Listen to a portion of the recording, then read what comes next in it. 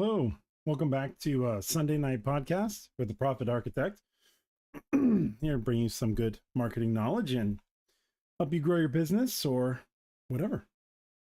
Now, tonight I'm going to go over a video that I found that I think, to be honest, is just plainly idiotic. The only thing I could think of its existence is either propaganda or to make you think that you shouldn't do whatever you're supposed to do. So first I'm going to cover a very short video that I'd found that exemplifies why we should not have content like this out there. Not saying you can't speak your mind, but if you're talking from a place of authority, you have to be careful with what you're listening to and understand the ramifications of that.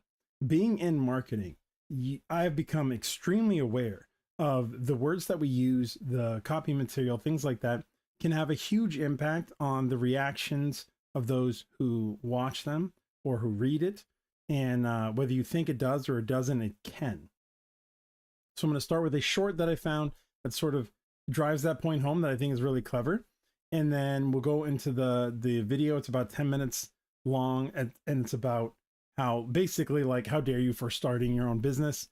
And then so I'll go into a little bit more about why that's stupid.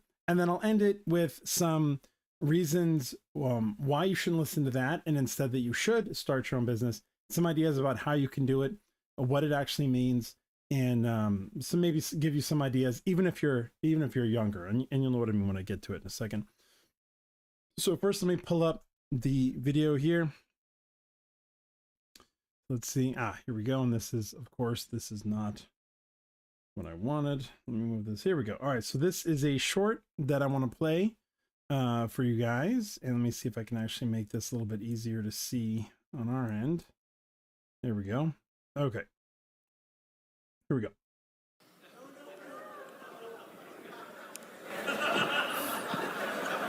What?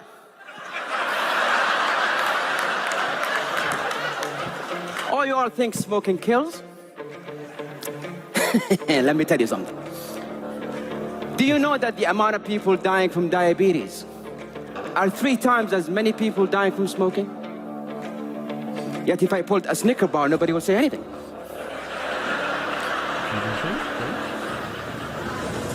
Do you know that the leading cause of lung cancer is not actually a cigarette?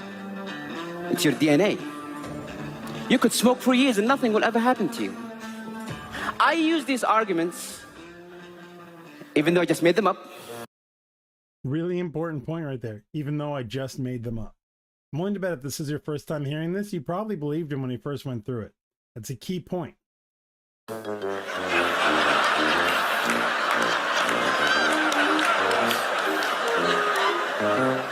With a group of my friends, and the results, 5 of them believed what I said. 2 of them started smoking.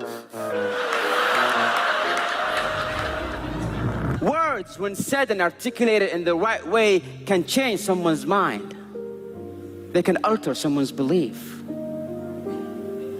You have the power to bring someone from the slums of life and make a successful person out of them, or destroy someone's happiness using only your words. Does that seem a bit too good to be true? A simple choice of word can make a difference between someone accepting or denying your message. Now that point is very clear. This makes more sense the more you look at marketing and copywriting, that sometimes when you're editing copy, or like if I'm going through something, I'll change a single word in a message and it radically changes the output. Either you start getting more sales or sales drop, or you go from nobody's going to the checkout page to now I'm getting 20%, 30% of people going to the checkout page. Or I go from a 15% opt-in to an 80% opt-in from a single word. And most of the time people don't believe it. They're like, it doesn't make sense. But if you listen to them, it really does. Because sometimes it's just the word or the way it's presented that will alter somebody's perception about what you're saying. You can have a very beautiful thing to say, but say it in the wrong words and it's gone. So that's where I want to start, with understanding that what we say and the way we say it in can have an impact on people. And the reason why I bring this up is because of this next video. The way it's positioned, I think, is very bad. And their message, in my opinion, is very bad too. And I'm not quite sure what their message is outside of, well, you'll see. All right, so this was, this is, let me see if I can make this easier for us to see here. Let me move it over. No, that's not going to work here. You know what? Here's what we're going to do. I'm going to do this. Sorry if you just got to give me a second. So this is a video by, I don't know who these people are. There we go. Close enough. Might be a little cut off, so we'll just kind of do it like that. This is a video by, it's a channel called How Money Works, but it's Morning Brew Daily. When I looked them up, I guess they're kind of left leaning, and it's like, okay, it kind of shows. If you're on Instagram, I'm trying to get this so you can see it better, but you're going to hear the message. And you know, if you want to watch the video on your own, you can. It says it's about 11 minutes here. So I just want to get into it. I'm going to cut through some of the stuff, but I love how it starts with a "how dare they," which to me is kind of interesting, because at first I think they're saying it's a "how dare they tell people not to start businesses." I mean, how dare they tell people that they shouldn't start businesses? But instead it's kind of like a "how dare they start their own business." And like it says, poor people are starting lots of new businesses, ... It's destroying the economy. How dare you start your own business? All right, let's see what they have to say. Small business is the backbone of our economy, or at least that's the story. Entrepreneurs taking a chance on themselves to start a business have... Now, let me clarify something, because he immediately starts off wrong. Small businesses are the backbone of the economy. That's not the story. They are. All right, let's keep going. Provided employment to millions of people, created innovative products and services that you enjoy every day, and in return, they can achieve levels of financial success that would be impossible with almost any regular old day job. You would be silly not to give it a go at least once in your life, right?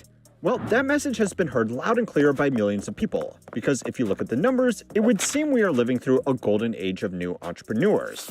There are now twice as many new business applications being processed every month. Now, let's take a look at this graph. What happened in 2020? Okay, so that explains the sudden spike. Now, what happens in 2021? You see this big drop, and that's because a lot of people realized it's harder than they thought. Well, what happens as we get into 2022 and 2023, 2024? The number maintains, right? It never drops back down to lower levels. So this spike here is because people didn't have jobs. So when you kick everybody out of their job, or a large portion of them, and they still need to make money to survive, the only thing they can do is start a small business. But apparently that's a bad thing. Let's keep going. Than there were before the pandemic. Politicians on both sides of the aisle have been quick to take credit for this trend as the personification of the American... I love how he says politicians on both sides of the aisle, but he only shows Biden here. dream. Unfortunately, this record-setting business creation has made a lot of people very angry, because those new businesses are being started by poor people. So he says it makes a lot of people very angry because they're being started by poor people. I haven't seen any information out there that says wealthy people are upset that poor people are starting jobs. It may be out there, but I don't know who these people are.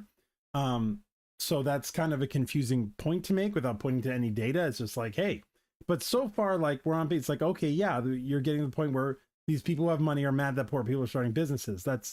Who cares?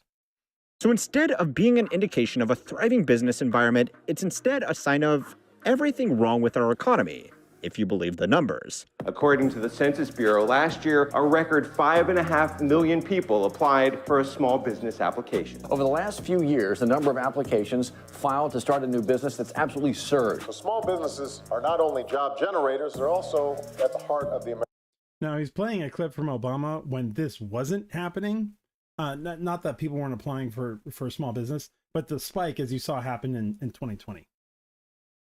In the last month, we've increased the share of funding for small businesses with fewer than 10 employees by nearly 60%. I decided I'm going to tackle this problem by myself and start my own business. So new businesses being formed is normally a really good sign that the economy is doing well. People normally only start a new business when they feel confident about their future and the future of the market they want to operate. Now, he's going to get into the opposite, but that's not the only reason why people start a small business. There's lots of reasons why people start a small business. Them feeling secure about their future, it sometimes. Most of the time, the advice is, keep your day job, start your business on the side, try to get it up and running. And then that's not exactly a sign of feeling secure. I know a lot of people who start small businesses on the side because they feel like their job's going nowhere. So that's a lack of security in their future. So that's kind of misleading for him to say that, but it gets to his point, which is idiotic, if you ask me. If you thought a recession was all but guaranteed and you weren't sure how you were going to pay your bills next month, you probably wouldn't be starting a business. That's not true, because people are starting small businesses for many reasons. Recession isn't one that they're thinking about. If anything, a recession might cause somebody to start a small business, not to not start one. Like, which is more likely? Hey, I'm going to try something on my own, put it on my own shoulders, generate my own income because I see a recession coming, or please don't cut my job because I see a recession coming and my company's going to downsize. Like, which one's going to make you feel more secure about your future? Lots of new business creation is also a sign that people have achieved a certain level of financial security. Starting a new business often means making some significant... It used to by like a couple decades. It's been a while before you've needed to do this, but let's keep going. Upfront investments into renting some commercial space, buying equipment, purchasing inventory, and for a lot of businesses, hiring some staff. All right, so since 2010, I'd be willing to bet a lot of small businesses have moved online, especially when the pandemic happened. A lot of businesses moved to completely digital. So to act like this is new is to me is kind of dumb. No, it does not. Just because you want to start a small business, almost nobody's like, I need a bunch of money so I can hire somebody, buy an office. Like, that's usually not how it starts. Let's take, for example, say you're doing something that needs a physical space. You know where most people start it? In their garage. They'll start it in a garage. You know what I mean? Like, many people will use the facilities around them to start their business, get some revenue before just getting an office. So it's foolish to be like, oh, well, most people, no, they don't. But let's keep going. Most new business owners should also expect to go for some time without taking any income while their business builds up sustainable cash flows. While this is true, this isn't always the case. So this is more often than not something that can happen. And it's not that you don't take any income home. It's if you have the ability to put all of your money back into your business, that's the wise choice of action. So if you can go a couple months without taking any money out for your personal expenses and instead spending that all in the business for the business to grow, you're more likely to have exponential growth. For example, say your business makes $10,000. Well, if you have $7,000 in personal bills, whether it's like rent, food, car payments, insurance, all this other stuff that you have to pay, and you have no other means of paying it, that means you can only put $3,000 back into the business. And this is assuming you don't have any cost of goods. Say you have $1,000 of cost of goods. That's if you have a physical based business. If you have all digital, then you don't have cost of goods. But let's say you have some physical purchases of like 1,000. That means the only thing you can put back into the business is 2,000. Even if you generated 10, your rate of growth can still occur, but it's going to be a lot smaller than if you were able to put all $10,000 back in the business, right? If you're able to put all 10,000 in, that's 5 times the amount of revenue you're putting back into the business each month. And that growth is a lot faster. So it's not that you have to, and it's not that that's always the case, but this isn't the understanding of somebody's working a full-time job that covers their bills, and they're taking all the money the business generates and putting it back in. This means if lots of people are starting businesses, lots of people are in a comfortable enough financial position to bear these costs. What costs? Like, I know he's showing a lot of food trucks and stuff like that, but not all of these people are starting food trucks. What I don't see in this video so far are all of the digital-based jobs or digital-based businesses that you could run. Lots of new businesses is also more than a sign that things are going well. They actually make things go well. New businesses create employment for people who just want a job, and they improve productivity in a few ways. Business owners, especially new business owners on average, will put in more time and effort working for themselves than they would in a regular day job. This means they're making more output than they would be if they were just working a 9-to-5. New businesses can also become successful businesses that bring valuable products or services to market. If you start a business-to-business company that develops a new type of software that streamlines AI-generated LinkedIn appreciation posts, then you could save millions of wasted man-hours across the country, which...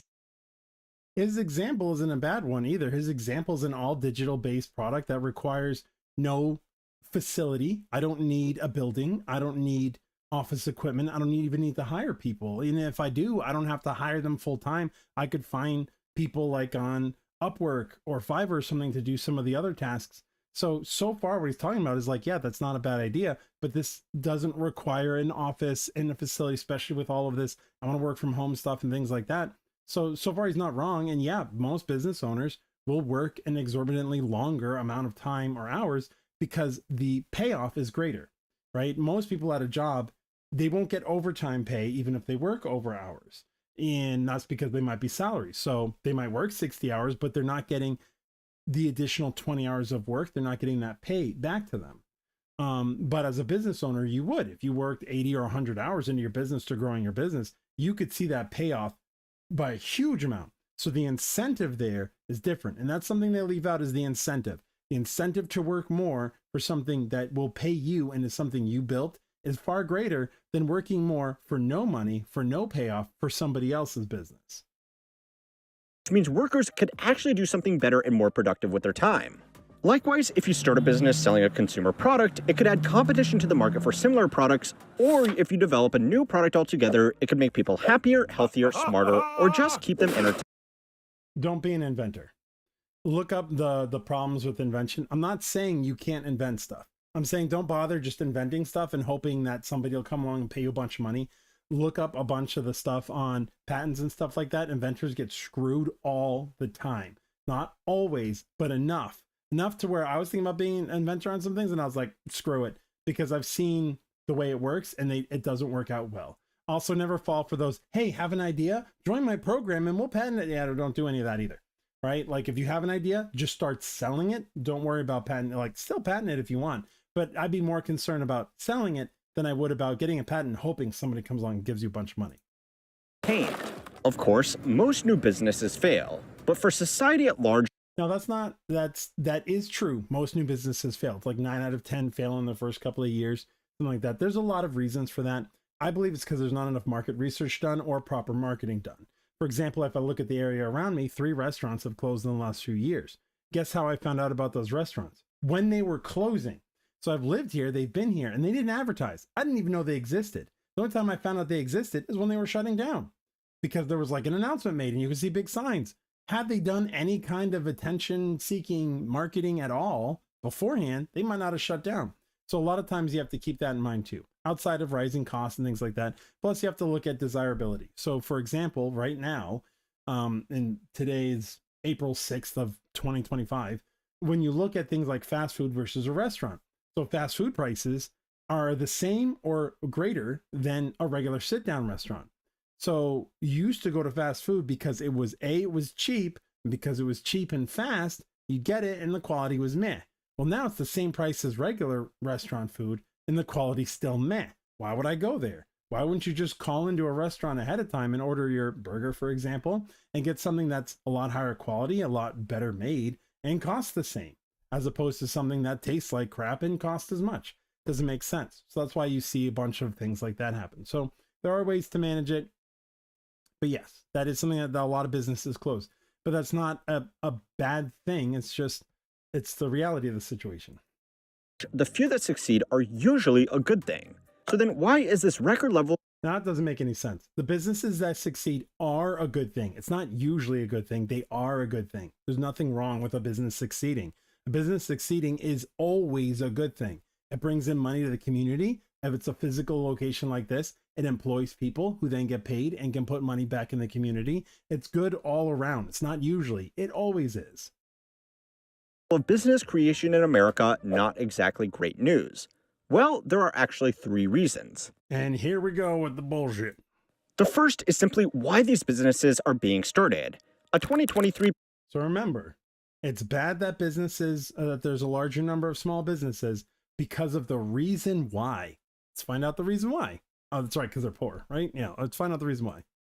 Paper by Ryan Decker of the Federal Reserve Board and John Haltewanger of the University of Maryland found some interesting patterns with these new businesses.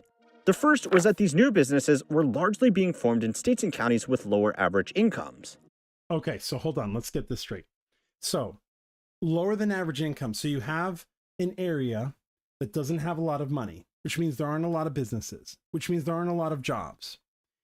And those people, instead of just being like, well, that's my lot, are like, hey, how about I start a business and generate money for myself? And that's being cited as a bad thing. So now it's only people in wealthy community counties are allowed to start businesses. Let's keep that in mind. Most counties saw an increase overall, but the outskirts of cities, particularly hard-hit states, outpaced the rest by a significant margin. So places that were hardest to hit, where people lost the most amount of jobs and have the lowest chance of getting another job, also had the greatest number of people applying for small businesses to start? I wonder why that is. Must be a bad thing. Can't let those poor people make any money. The authors of this paper suggested that a lot of this business formation was just existing businesses closing in city centers that didn't see much foot traffic and reopening in suburbs where the rent is lower and they can cater to a market of people working remotely. Now, that's a guess, because that's stupid. Because that would mean that the wealthier areas, which tend to be cities, would have seen a sharp decline in businesses. And then those businesses would need to reopen, which is not an application for a small business. You are simply moving. Unless you're moving to a different state or you're changing the name of your business, the only thing you're doing is updating the address location. So that isn't a number that would factor into this, but hey, it sounds like it can help, so let's just say that. This wouldn't actually really increase business activity because it's just moving it around from one place to another. That's right, because when you move a business from a location that is too expensive and you're not getting enough people to a location where it is less expensive and more people are around and can afford your services and you can stay open, that's a bad thing. But closed businesses can stay registered for a long time after they physically shut. Yes, closed businesses will stay active until the person who owns the business goes and closes the business with the government, or after a certain amount of time you don't renew. That is not the same thing as what he started with, which was moving to a new location. That isn't closing a business, that's moving it. So he's conflating two different things and making it sound like you're the idiot when in fact he is. Down. Now, this move to the burbs might not actually be doing any good, but it's...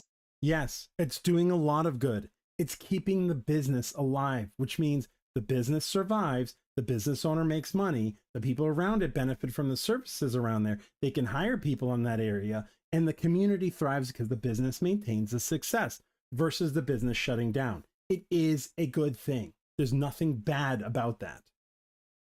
It's not doing any harm either. Unfortunately, it doesn't account for the entirety of this trend.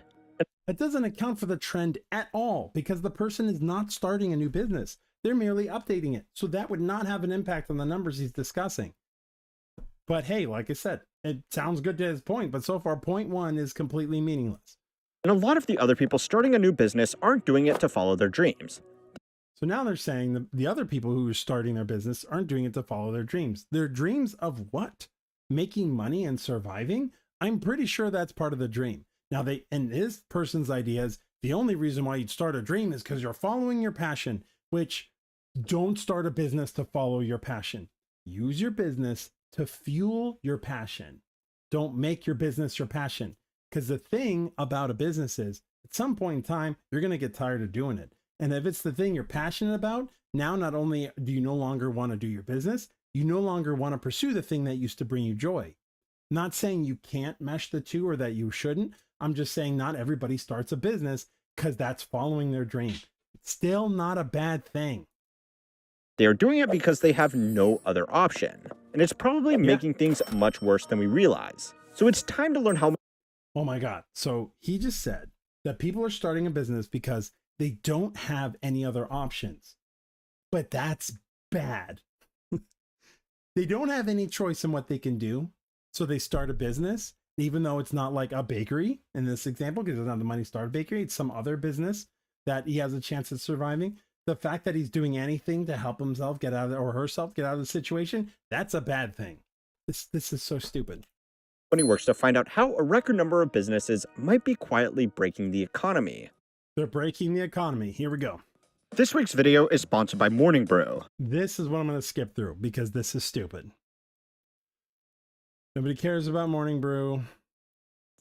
Collecting data on hundreds of labor blah. statistics to scrape every job posting off Indeed and look through every card. So the op Let's go is back. something that our government's description, or by going to There we go. Okay, yeah, blah, blah, blah, blah, blah. morningbrewdaily.com/HMW. Let's get back to the video. So actually figuring out how our economy is going is something that our governments really struggle with. It's always struggled with that.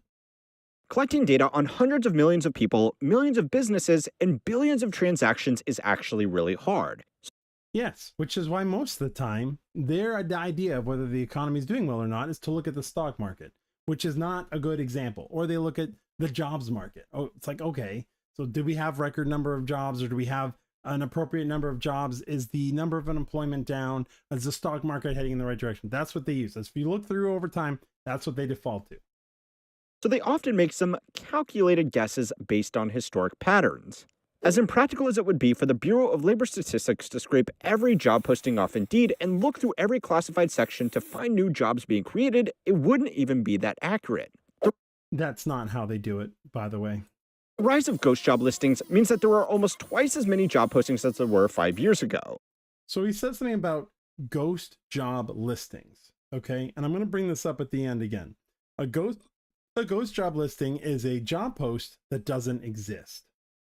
Right? That means like a business will be like, oh, we're hiring these 5 roles, and they're not. They just have it because they want to make their business look stable and like it's growing. So they post these things. Guess who sees those jobs and applies to them? People, which means if there's a 50% increase in made up, not real jobs, people in the job market have to work twice as hard applying to jobs to find the ones that are real. And this doesn't break down between industry. Say if we just look at IT, for example, maybe there's 100% increase in ghost job listings because they're just not hiring. That means there's like 1 real job and 10 fake jobs. Now you go out there and say you apply to 5 or 6 jobs a day. You might be applying to nothing but ghost jobs for weeks on end, which will lead you to be like, nobody's getting back to me. Nobody's hiring. I don't know what the heck's going on. I'll just start my own business. And remember, according to this guy, that's a bad thing. But as anybody who has tried to get a job in the last 24 months will tell you, businesses aren't exactly in a rush to hire.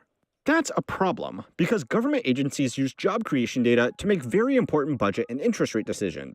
So now he's saying because of ghost job listings, the government, which is trying to decide whether things are going well or not, is being misled. That is not how the government sees job listings. So I went and I said, hey, where does it get, I asked Grok, where does it actually get like job listing data? Does it get it from small business applications? Says no. It gets it from current employment statistics. So it tracks payroll data. So that's a number of people counting actual jobs added to employer records, regardless of whether they were advertised or not. Meaning, was it on Indeed? Guess what? It doesn't matter because they're tracking the change in payroll, which is submitted to where? The government. So they're not scraping Indeed and Monster.com and all these other things like this idiot would have you assume they do. They're getting it from payroll records. And when the payroll records show, hey, there was 130 jobs that I'm getting payroll records for, and now there's 140, they take that 10 and they say 10 new jobs were added from this business. And they add it up across all the businesses that are submitting the data. Oh, mind blown. Current population survey. So it's asking households directly about employment status. Are you in a actual job? Are you self-employed, including small business owners? So are you self-employed as a contractor, or do you identify as a small business? Or are you fully employed by somebody else? So they're asking people directly to get this number. Still no scraping Indeed. We're not hiring 1,000 people to just count jobs on Indeed every day. Okay, today I got 2 million. What do you have? Oh, I got 2,100,000. I missed 100,000. I gotta go count again. This is plain idiotic. Last thing I want to add to this is what the data on business formations, which he was like, hey, all these people, and then storing off the numbers. It might be factored into an estimate of entrepreneurial activity, not job listings, entrepreneurial activity. But it's a secondary indicator and doesn't actually count as what their primary counts are. So where he's saying, oh, the government's trying to figure out and all these small business applications are throwing their numbers off. Complete BS. This is all a fabrication. So we really shouldn't be making shit up. What? You literally are. You literally are. He's like, hey, we shouldn't make stuff up and have people apply small business applications because they're going to throw off the government. I literally just showed you how they track it. None of what you're saying they used to track it is what they used to track it with. If they did, you're right, it would probably be bad, but guess what? It's not an indication. Sorry, bud. One of the other historical assumptions has been more business creation equals more job creation. That, as he said, one of the typical assumptions, but that is not what they use to calculate the data. They could assume, hey, we've got an extra 50% more, whatever, 500,000 small business applications. So as a secondary indicator, they might be looking at the job numbers they have coming in and the jobs created coming in. And they're trying to say, hey, with this 500 or 250,000 extra small business applications, do we see an uptick in the number of people on payroll that could attribute to the reason why there are more jobs being created? Oh, wait, no, there isn't. Okay, throw that number out. What they do, like, you're just making stuff up at this point to make it sound like it's a bad thing to start your business. This is why this is bad. This is why I played that first thing with like what you say and how you say it matters, because this is bullshit. Businesses need employees, so this makes sense. Except the data has actually started saying the opposite. Yeah, because people can go into business and they are the only employee. They don't have to hire people. And as it's already stated, that is not an indication on the job records. Only if the number of people on payroll goes up. In the report on the rise in new business applications, Decker and Haltewanger found that counties with a higher rate of business creation were actually correlated with a higher rate of job destruction. So what they're trying to say, and correlation is not causation. I don't know if you've ever heard it before, but you can correlate a lot of things, but that doesn't mean that the two are linked in any way, shape, or form. Right? There's lots of studies that are done on this. It's like, oh, the more people who eat donuts, the more people we have enter on the 5K. Correlation equals causation. Sell more donuts. We'll get more people to sign up to the 5K. So what do? The Krispy Kreme 5K. No, you're an idiot if you think that. Correlation is not causation. So what they're saying is, hey, he's trying to say the people who start these small businesses are causing these jobs to disappear. You could just flip the data. Hey, these jobs have disappeared, and therefore there's a larger number of small business applications. That could actually be what's happening. The number of jobs are disappearing because the economy is crunching, or there's not many people spending money, so people are being let go. And what do? Immediately start a business. And they look at the data, it's like it's happening at the same time, which means they start a small business and then the jobs goes away. No. Also realize that just because job destruction's happening doesn't have to do with somebody starting a small business. Because guess what? There's still people who need that job. So if somebody starts a small business, it doesn't mean the job that they had suddenly evaporates unless that role is no longer needed and that business was shrinking.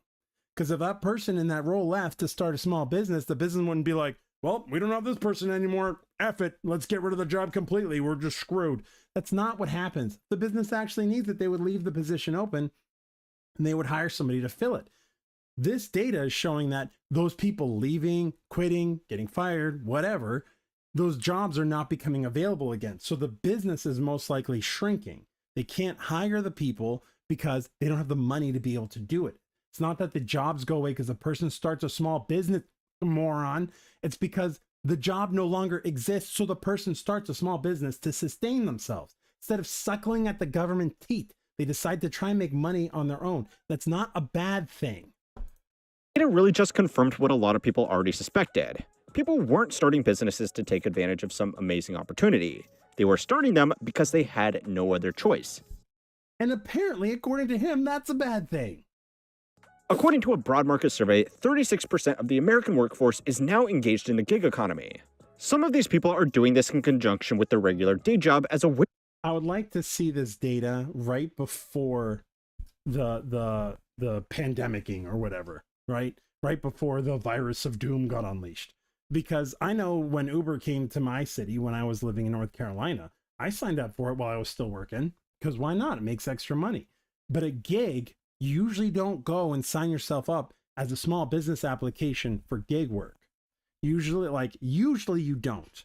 You could, but that's very rare if you're doing a gig like that. Now, it's not the same thing as doing contractor work where it's like, hey, I'm really good at this job or this skill, so I'm going to go and offer my services for better pay and work my own hours, then I can cut my own expenses.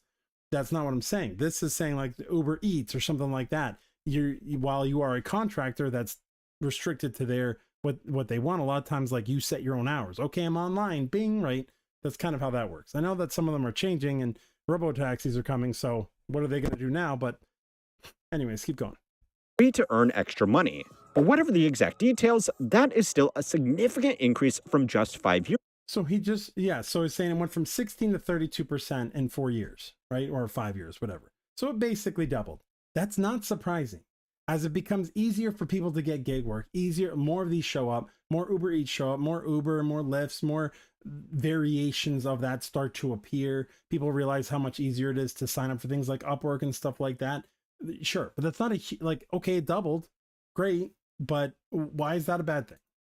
Years ago, gig workers are encouraged to register a business and keep track of their revenue and expenses. No, they're not encouraged to set up a business. They should, right? But they don't have to. The reason why you should is because of expenses and things like that. But even they don't tell you to do it. Like Uber Eats isn't like, yeah, do it. But even if you did, like this person's got Uber Eats, so I don't know what other gig he's talking about. But it's like, even if you did, that's still not a bad thing. It's not, if anything, that would increase the job availability, because instead of them just being contract worker, which the business doesn't count as payroll because it's an expense, you would be setting up a business and putting yourself on payroll. Now, since most people don't, they would just make it like an LLC so they can have business expenses off of it. They don't set themselves up as an S corp with a payroll that they would have to then pay themselves. That number still doesn't change because of that. So still an idiotic take. Expenses just like any other business. But unlike other business, none of these people are going to be hiring employees or investing a lot of money into the broader economy. Now that's stupid. Why would they not? What do you mean by investing into the broader economy? So this is what I mean. At this point, he's saying like, well, you'll make some money, but you won't make so much money that you'll hire anybody. Duh, because like you're Uber Eats, you're not going to make enough this is gig work. This isn't a business, right? You're setting yourself up as a business for business expense purposes, if that's what they're telling people to do. And it's also less taxing on the person. So instead of getting like a 50% cut of the money you make, it's like 25%, which is significant when you have to foot all of your bills yourself. But just because they don't make enough to hire anybody doesn't mean that they don't make enough money to help in the broad, like what you mean buy stocks? They don't make enough money to buy stocks? They could. You don't know how much they're making. Additionally, that money's going somewhere to pay bills or something. So unless they're a hobo with a cell phone and Uber Eats on a bike, like chances are their money's going somewhere. And even then that person has to spend money. So that money is being sent on the broader economy. It just depends. What does he mean? Does he mean stocks, which is what I think he means? And if so, you moron. You don't have to invest in stocks to be able to make yourself have at least a living wage or a decent wage to get by. In the past, people starting a new business usually had a bit of experience in their field and a bit of cash in their pocket to get their business set up. And in the past, it was really hard to get this information. Do you know how easy it was when the internet wasn't around to start a business? You'd have to go somewhere. You usually have to pay somebody to figure out what form you needed, filled out, sent in, and made sure you got all your paperwork in line, right? Now there's like 5 different online services that do it for you in a couple of days. That's why before it took a while, because you'd have to have enough money to pay the right people to get the paperwork done correctly to be able to start your business. Additionally, in the past, there weren't a lot of digital type businesses. They were basically only physical locations. So yeah, you needed a bit of money. You had to have a bit of understanding in order to get this going. In today's day and age, that's not needed. All those barriers, poof, they're gone. You can tell by just looking at what you're recording this on.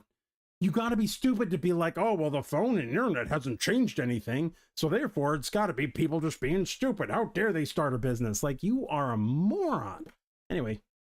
At the very least, they had some investors that were willing to trust them with. And even though I'm calling this guy out, and I'm not saying he is stupid, I'm saying his takes are moronic, to be clear. I want to put this little disclaimer here. Don't harass him, don't go after him, anything like that. I have my opinion about his thoughts. I just think they're wrong. That doesn't mean he's a bad person. I just think he's wrong. Upfront capital to get their idea off the ground. Most of these new gig economy businesses today are started by people without enough experience to land a job and without any cash at all. That's not a bad thing. Like, I don't need a lot of experience to be able to drive a car pick up food and drop them off. I don't need 2 years of experience to figure out how to get on a bike and go to a location and go, is this my food? Like, I don't need that. I'm sorry. That's an idiotic take on this, right? I'll get into other ways of the whole, I don't have the experience or whatever. I'll get into that after this, but these people are idiots. Now, it's not all bad. For a lot of people, being able to sign up instantly to Exactly. perform work in the gig economy instead of going through the outdated hurdles of job interviews is a big reason why these platforms have become so popular. Not just the outdated hurdles of job interviews. It's not job interviews. They're not even getting that far. The ghost jobs are deflating a person's feeling of getting anywhere, because if you say you spend all day applying for a job and you do that for a couple weeks, only to find out that 90% of the jobs you applied for aren't real. Do you know how demoralizing that is?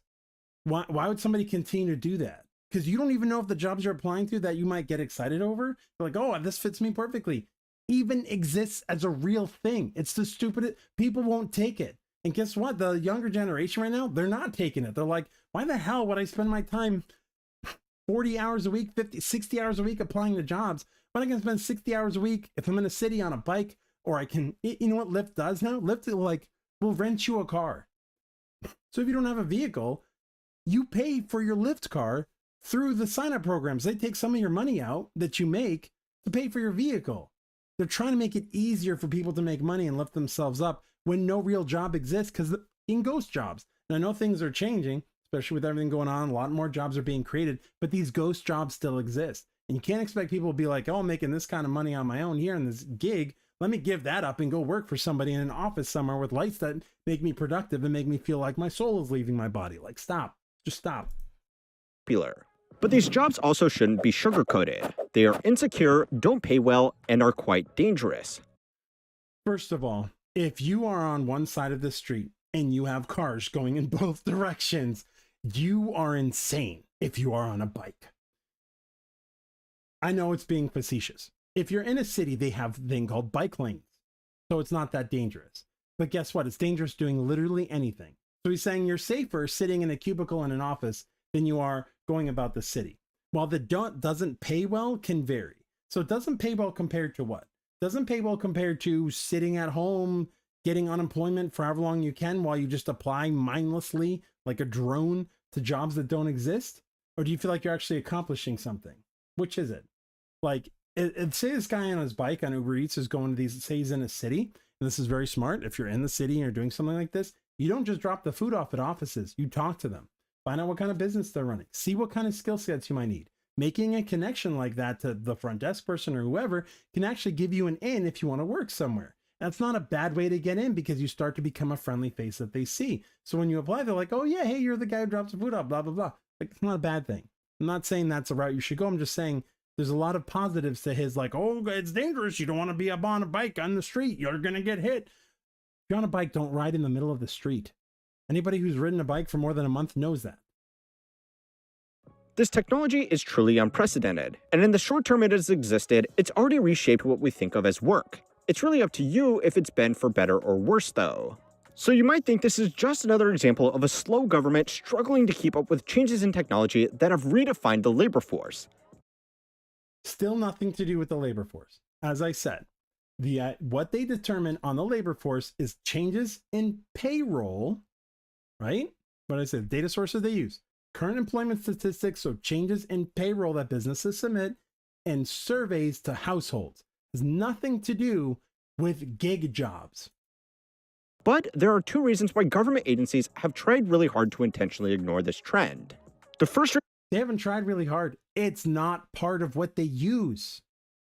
Duh. reason is that headlines about job creation and business development are great for re-election. Nobody wants to be in charge when the data collectors change their methodology and reveal that millions of jobs we thought exist actually don't. You know what? They don't change their methodology. If you go back, you can see they changed the methodology to make up numbers, and then they had to revise them down a couple of times. That's not a good thing. Additionally, you can look at the last couple of months in the last administration, where almost all of the jobs were government-based jobs. So it wasn't even real job creation, but it was changes in payroll. had nothing to do in that time period. You see, that's when the spike of small businesses came in. Why was there such a drastic reduction of jobs? It's not because these small businesses suddenly went out. It's because they were lying. They made numbers up. And the majority of the jobs were government-based jobs, had nothing to do with the gig economy. This whole video is designed to make you feel like you're a stooge if you decide to start your own business, and it's somehow bad, and it's screwing with the government, and the job numbers, look what you're doing to the economy. You're so stupid. It has nothing to do with that if you think that, right? Not saying, okay, your thoughts or your ideas are stupid if you think that, right? Because what you have to realize is you as an individual, if you start a job, you're doing it to better your situation. What's going to happen when you better your situation? You'll have more money. What do you do when you have more money? You spend it in the broader economy, basically in your community. And what does that help in your community? Those businesses get to make more money and stick around. So it's a win-win for everybody, even if you're a business of one. So it's not a bad thing, even though this guy would make you think it is. And his alternative is, well, you're screwed. Because he literally says these people have nothing else. They have no other choice. So he's like, well, I realize you don't have any other choice, but don't start a small business because it might screw with numbers that even though the government doesn't use them, I think they do. And therefore, you're making it bad on my stock portfolio. Like, get out. The second reason is that it makes it look like big programs are actually working. Late last Yeah. And Doge is finding out the truth of that real fast. year, the Small Business Administration made a press release bragging about the success of a business loan program made to minorities. In it, they highlighted how previously underrepresented groups had been starting a record number of businesses. Now, before a whole big thing starts in the comments, yes, these loans probably should have been made based on socioeconomic need, but statistically, they show the same thing anyway. The Small Business Administration thought they had successfully empowered a new group of business owners. What they had actually done was just record these groups registering for Uber Eats. That's an idiotic take. Because if you're in a low-income community out in the outskirts, so not in the city anywhere, and you start a business and you think you're going to Uber Eats, there's nobody in your area that's going to order Uber Eats because nobody has any money. It would require you to drive into the city, right? And even like he's making a broad assumption. All these people who are signing up, the millions of dollars that went out, which last time I checked, if you go to small business, if you go to the SBA and you say, hey, I need a loan for my business, because that's what these are. It says money paid out to these communities, people, whatever. And you say, I need a small business loan for my business. And they say, great, what kind of business do you have? And you say, I drive Uber Eats. They're going to shut the door in your face. I don't care who you are. They're going to be like, no, we're not going to give you money so that you can work for another business that's a contractor-based job. Even if you register yourself as a business, there's no way they're going to give you a loan. It's not going to happen, which means the people who are filling out these forms and getting approved for loans have, oh my God, legitimate businesses. They're not just gigs. Wonder how we could figure that out. Oh, I don't know. By the data that they get, you could probably go and look. Now, the other side of that is something that recently you might have heard Elon discovered, where some 9-month-old baby got approved for a $100,000 loan from the SBA. So there's a bunch of fraud there, which could mean that even though the number of small business owners who apply for applications end up being Uber Eats, and they happen to be minorities in this case, they're not always the ones who are getting $100,000 or whatever loan amount for that. Okay? There's probably a bunch of fraud that could be happening, and they're just saying they're minority to make it easier to get the money. That doesn't mean they are. And I'm not saying people who are minorities are frauding the system. I'm saying you'd have to actually go see what those businesses are, because I can guarantee you they're not giving out loans to people who say they're going to be driving Uber Eats.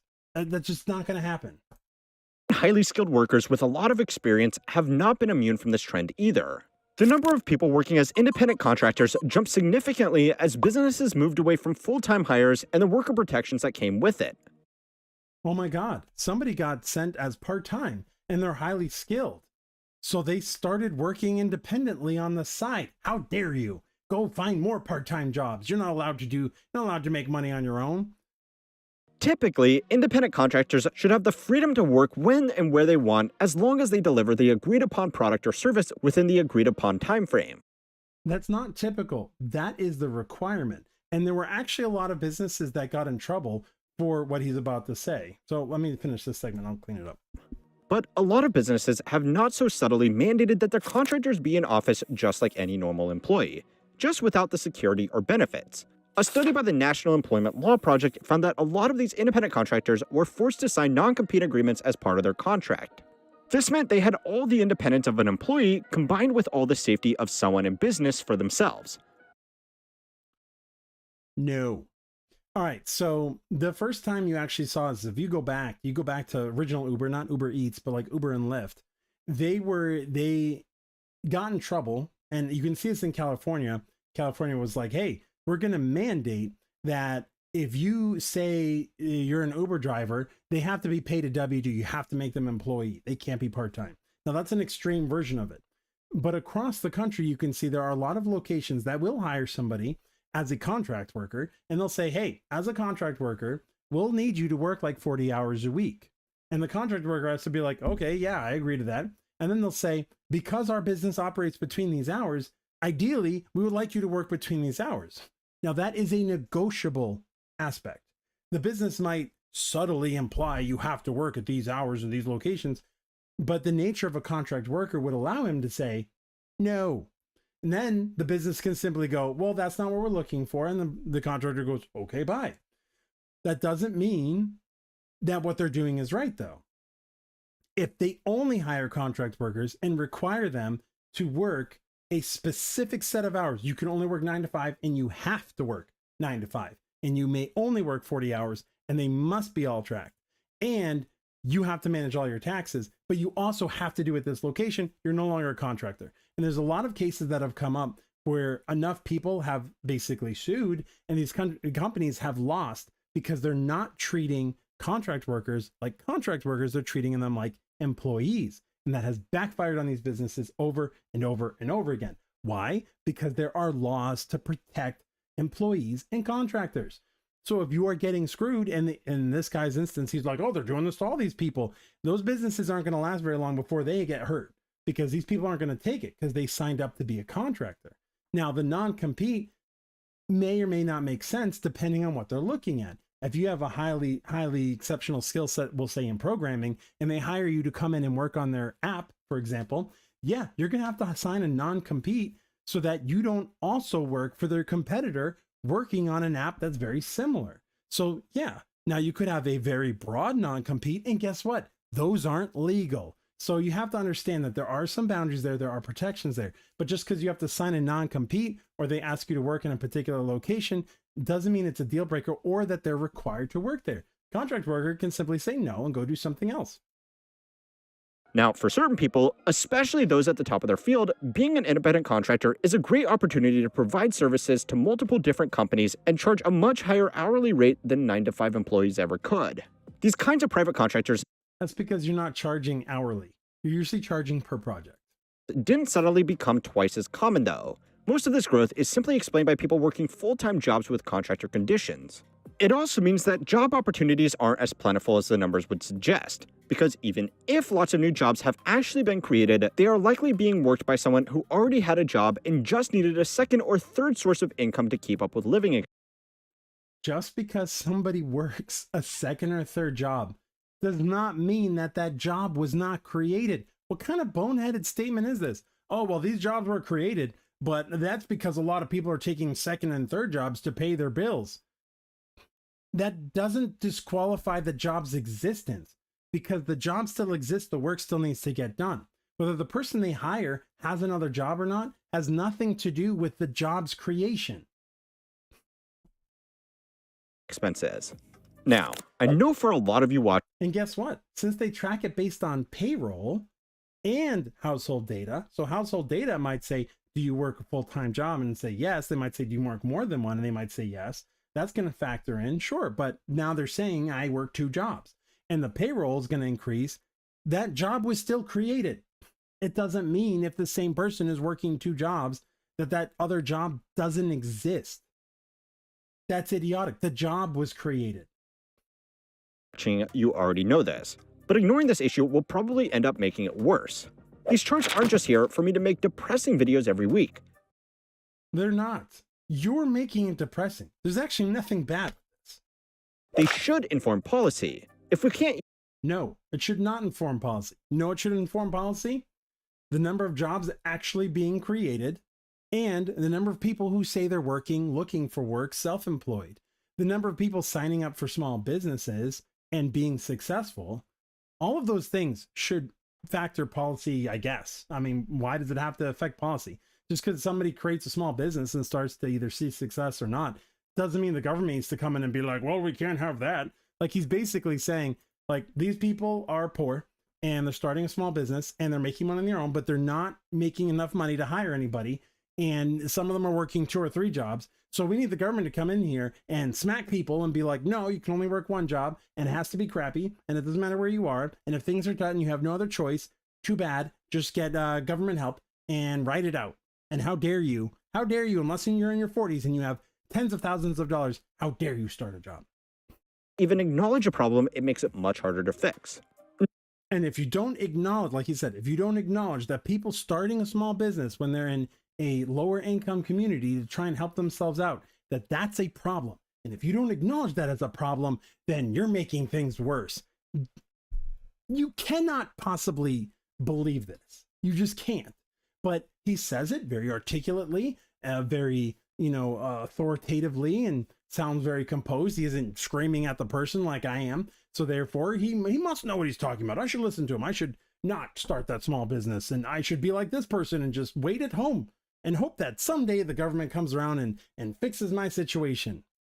Now, if we want to encourage genuine business activity, that's great. And there's a lot we can do. Actually banning non-competes, making it easier for business owners to save for retirement, and making access for... They're doing that. They've already banned non-competes. I don't know, there might be going back and forth, but I think the FTC did something where it's like they got rid of non-competes for the majority of people. So the majority of people he's talking about wouldn't even have to sign a non-compete anymore. And even if they did, it wouldn't be valid according to the FTC's rules, right? People saving for retirement, all that stuff. What is that? Somebody who's retired, if you look at the data, if you do nothing after you retire, you have like a couple of years, then you die, right? I'd rather these people start a small business as a singular owner, not planning on growing some giant thing just to make additional revenue and do something. What's wrong with that? There's nothing, we don't need to be like, hey, the government needs to figure this out and fix it. No, the government can step off and let me run a business and bring myself out of poverty and bring my community out and let me bring something to my area or help me spend more money in my area so other people can succeed. I don't need government intervention just because a bunch of people are starting small businesses and they're poor. That's basically what he's saying. These poor people need to stop starting small businesses and we need the government to intervene and stop them from helping their situation out. Yeah, it's just so brain dead. Healthcare easier for people who don't get it through their employers. But these things are hard. There is one other group that would really like everybody to keep on looking the other way. And DoorDash, Uber, Amazon Flex, they don't want you to keep looking the other way. They want you to come work for them. It's easier for them to you be a flexible employee in that sense for them, or a contract employee, because they can just keep bringing people in. The one he's missing up here is Airbnb. All of them end up screwing the people who work for them. And then guess what? They get phased out. They're just going to get phased out. Sorry. That's what's going to happen. How long? Like Uber is on the way out. You know why it's on the way out? Autonomous vehicles are coming. Autonomous taxis, stuff like that.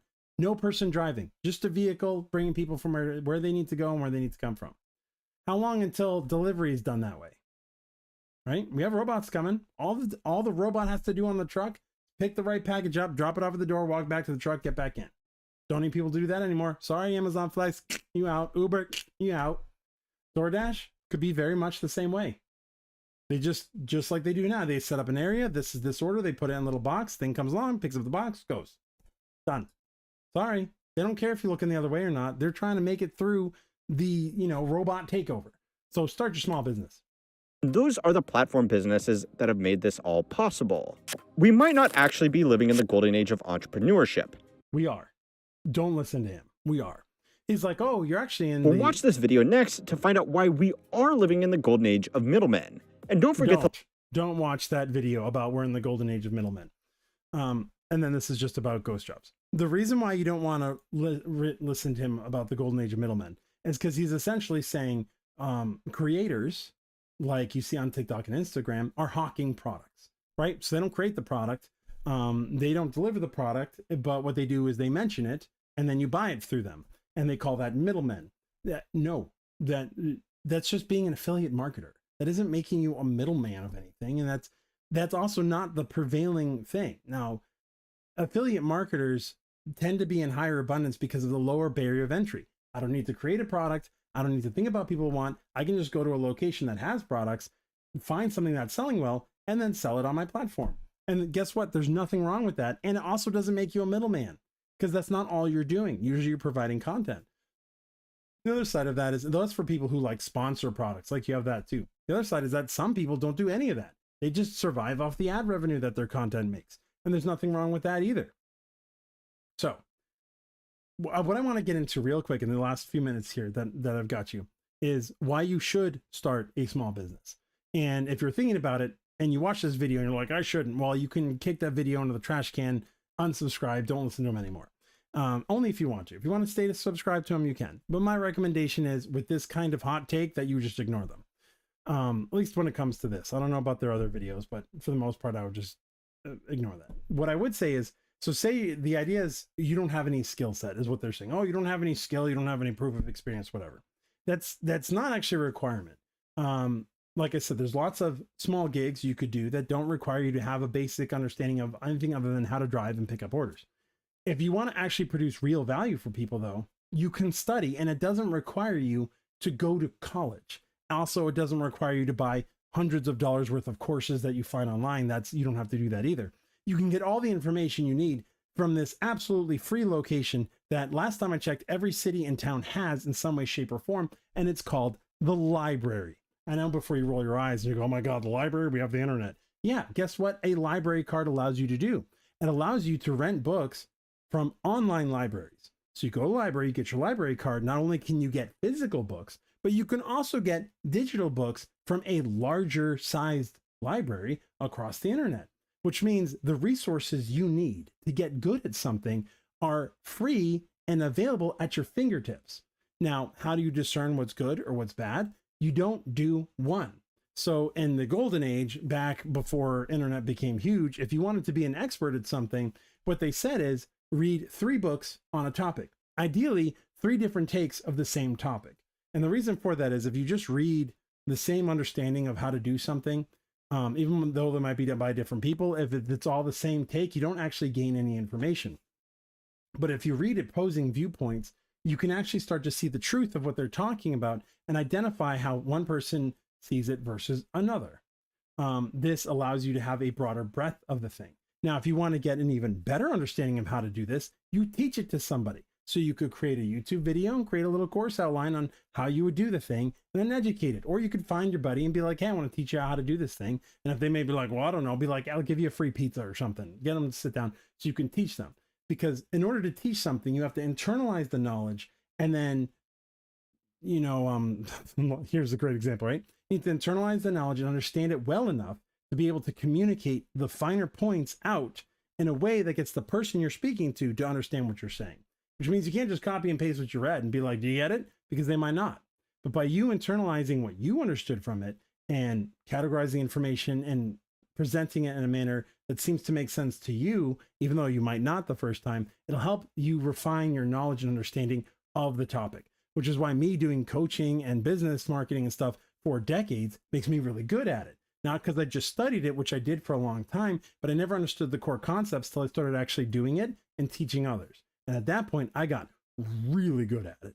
All right, so you can too, and I continue to read on and stuff like that, but it can start with something as simple as 3 books. And why is this? If you actually look at the data, the number of people who read past college, and I'm not talking about current stats where people are graduating from high school and they don't even know how to read. So just being able to read a book is going to put you above all of that population. But the people who even go through college or are in a field and have read more than 1 book a year is surprisingly small. So by reading 3 books on a topic in a short period of time will immediately elevate your expertise on something beyond what is currently out there. And then by teaching other people, and if you can, practicing it, will give you that additional step up. And in order to sell your knowledge or ideas to somebody else, you really only need to know the next step. You don't need to know everything. Say you can identify a problem in a market space If you know how to fix that problem, even though you may not understand the broader implications of it, if you know how to fix that one little issue, you have a service that people will be willing to pay you for to help them because they don't have that information. Even if you don't have anything after that, that's okay. You can get started there. And there's no reason why you shouldn't go out, spend $100, file for a small business application, get all set up and start doing that. There's nothing wrong with it at all. And I highly encourage you to do it because it could change your situation. It could bring you out of poverty or in a situation where you don't have a lot of money, or you don't have anywhere to turn, or it can help fuel your passion, meaning it can give you the money to go do the thing you really want to do later on.